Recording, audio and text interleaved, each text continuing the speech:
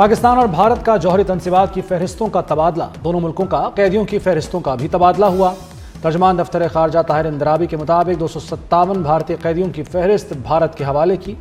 پاکستان کا نئے hydro power project پر بھارت کو انتباہ، بھارت بتائے بغیر دریاؤں پر پروجیکٹ نہیں بنا سکتا۔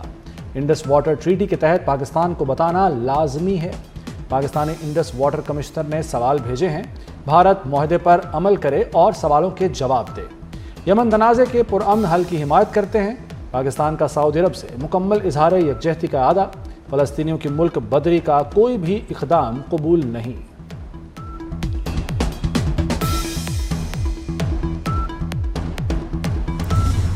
بھارت کے لیے 2025 ناکامی اور ہزیمت کا سال رہا۔ فائنینشل ٹائمز کی سالانہ رپورٹ میں بھارت کی ناکامیاں گنوا دی گئیں۔ پاکستان سے کشیدگی بھارت کے لیے مہلک ثابت ہوئی۔ امریکہ سے تجارتی محاذرائی بھارت کے لیے بحران کا باعث بنی۔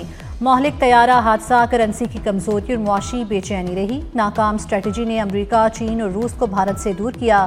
برطانوی اخبار کے مطابق امریکی ٹیرف سے بھارت کو اقتصادی دباؤ کا سامنا کرنا پڑا۔ جی ایس ٹی کی اصلاحات محدود، معاشی ترقی جمود کا شکار رہیں۔ سال 2025 میں بھارتی روپیہ ڈالر کے مقابلے گراوٹ کا شکار رہا۔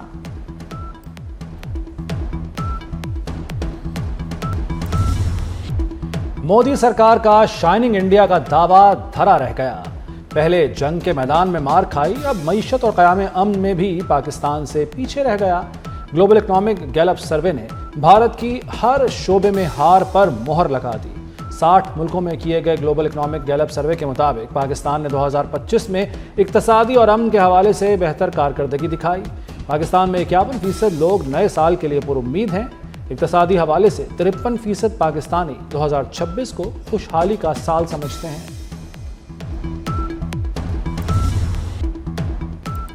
امریکہ کے بعد چین نے بھی مودی کا چین چرا لیا۔ جنگ بندی کے لیے مودی کے جتن راز کھلنے لگے۔ امریکہ کے بعد چین نے بھی بھارت کی جانب سے جنگ بندی کے لیے منتوں کا انکشاف کر دیا۔ چینی وزارت خارجہ نے دعویٰ کیا ہے کہ چین نے بھی بھارت کو پاکستان سے بچانے کے لیے ثالثی کی۔ چینی انکشاف پر وضاحت کے مطالبے گونج اٹھے۔ اپوزیشن نے مودی سرکار کو آڑے ہاتھوں لے لیا۔ مودی سرکار کو چپ لگ گئی۔ اپوزیشن نے چین کے انکشاف کو بھارتی قومی سلامتی کا جنازہ اٹھنے کے مترادف قرار دے دیا۔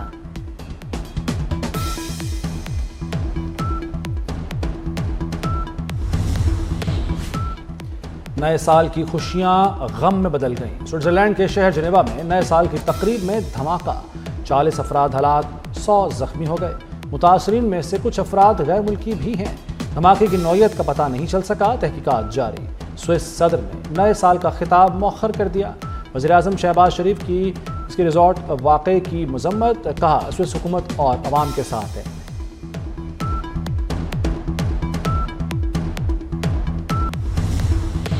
وزیر داخلہ محسن نقوی کی قوم کو سال نو کی مبارکباد، نیک تمناؤں کا اظہار، کہا دفاعی لحاظ سے گزشتہ سال تاریخ ساز رہا۔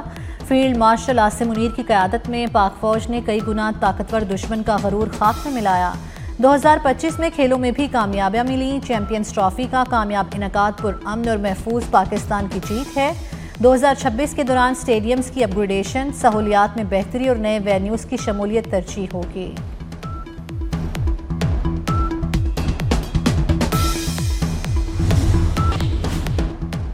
نیا سال، نئی اصلاحات، وزیراعظم شہباز شریف متحرک۔ پہلے دن معاشی اصلاحات، سرمایہ کاری، ترقیاتی منصوبوں پر جائزہ اجلاس۔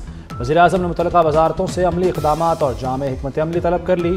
کہا معاشی گورننس کی پالیسی پر مؤثر عمل ناگزیر ہے۔ بیرونی اور اندرونی سرمایہ کاری، ترقیاتی منصوبوں پر سفارشات جلد مرتب کریں۔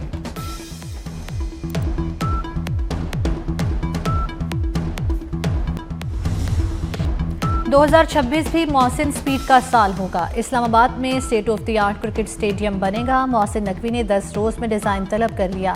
اسلام آباد میں سیف سٹی پروجیکٹ کا دائرہ کار بڑھایا جائے گا۔ وزیر داخلہ محسن نقوی کی زیر صدارت C D A headquarters میں خصوصی اجلاس۔ کشمیر چوک پر سمارٹ انڈر پاس کی تعمیر کا فیصلہ۔ نیشنل پارک کے لیے مخصوص ایریا بھی مختص کیا جائے گا۔ محسن نقوی کی ہدایت پر اسلام آباد میں ایم ٹیک گاڑیوں کی ڈیڈ لائن میں 15 روز کی توسیع کر دی گئی۔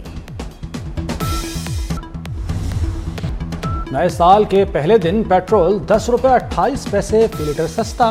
ڈیزل کی قیمت میں 8 روپے 57 پیسے کمی کر دی گئی۔ پیٹرول کی نئی قیمت 253 روپے 17 پیسے مقرر۔ ہائی سپیڈ ڈیزل کی نئی قیمت 257 روپے 8 پیسے ہو گئی۔ مٹی کا تیل 9 روپے 66 پیسے فی لیٹر سستا، 170 روپے 88 پیسے لیٹر ہو گیا۔ نئے سال کے آغاز پر نیا ریکارڈ۔ سال کے پہلے روز پاکستان اسٹاک ایکسچینج میں زبردست تیزی، پہلی بار 100 انڈیکس 1,74,000 کی سطح عبور کر گیا۔ 100 انڈیکس میں 2,301 پوائنٹس کا اضافہ ہوا۔ ایک تولہ سونا 2,400 روپے سستا، فی تولہ قیمت 4,54,562 روپے ہو گئی۔ وزیر اعلیٰ پنجاب مریم نواز نے واگا بارڈر پر تعمیر ارینا کا افتتاح کر دیا۔ نئے ارینا میں نشستوں کی تعداد بڑھا کر 25,000 کر دی گئی۔ ریلوے اسٹیشن کے ماڈل، سامان حرب، تھیم پارک، میوزیم بھی تعمیر کیا گیا۔ باب آزادی کے مقام پر عالمگیری دروازہ بھی نصب۔ جوائنٹ چیک پوسٹ واگا پر نصب قومی پرچم 139 میٹر بلند ہو گیا۔ نئے سال کے آغاز پر بالائی علاقوں میں برف باری، گلگت بلتستان اور خیبر پختونخوا میں پہاڑی سلسلے برف سے ڈھک گئے۔ خنشاب، لواری ٹنل اور نلتر بھی برف کی لپیٹ میں آ گئے۔ گلیات، شوگران اور دیگر سیاحتی مقامات نے سفید چادر اوڑھ لی۔ مری میں سفید گالے برستے دیکھ کر سیاح خوشی سے جھوم اٹھے۔ لاہور سمیت پنجاب میں چند ایک مقامات پر ہلکی بارش۔ محکمہ موسمیات نے بارش اور برف باری کا سلسلہ 24 گھنٹے تک جاری رہنے کی پیش گوئی کر دی۔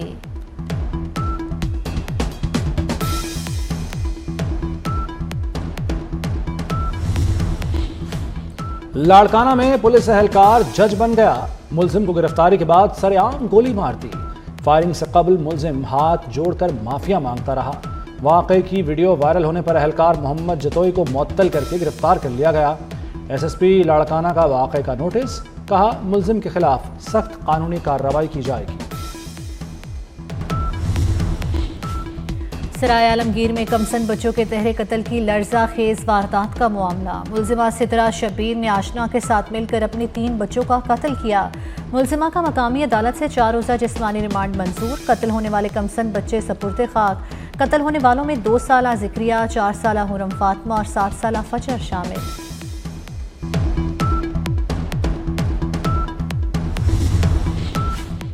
ایران میں مہنگائی کے خلاف مظاہرے چوتھے روز بھی جاری۔ تہران سمیت کئی شہروں میں لوگ سڑکوں پر نکل آئے۔ صوبہ بلورستان میں بسیج اہلکار ہلاک ہو گیا۔ مظاہرین کے پتھراؤ سے بسیج اہلکار اور 13 پولیس اہلکار زخمی ہوئے۔ امریکی اور مغربی پابندیوں کے باعث ایرانی ریال مسلسل گراوٹ کا شکار ہے۔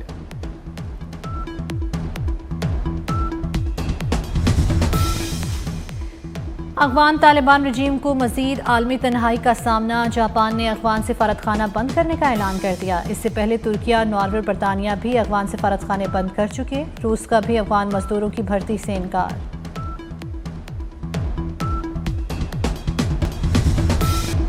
امریکہ میں تاریخ رقم، نیو یارک کے پہلے مسلمان میئر زہران ممدانی نے عہدے کا حلف اٹھا لیا۔ زہران ممدانی نے قرآن پاک پر حلف اٹھایا۔ وہ قرآن پاک پر حلف اٹھانے والے پہلے میئر ہیں۔ تقریب حلف برداری میں متعدد ارکان کانگریس اور اہم شخصیات موجود تھیں۔ ممدانی نے ٹرمپ کے حمایت یافتہ آزاد امیدوار اینڈریو کومو کو شکست دی تھی۔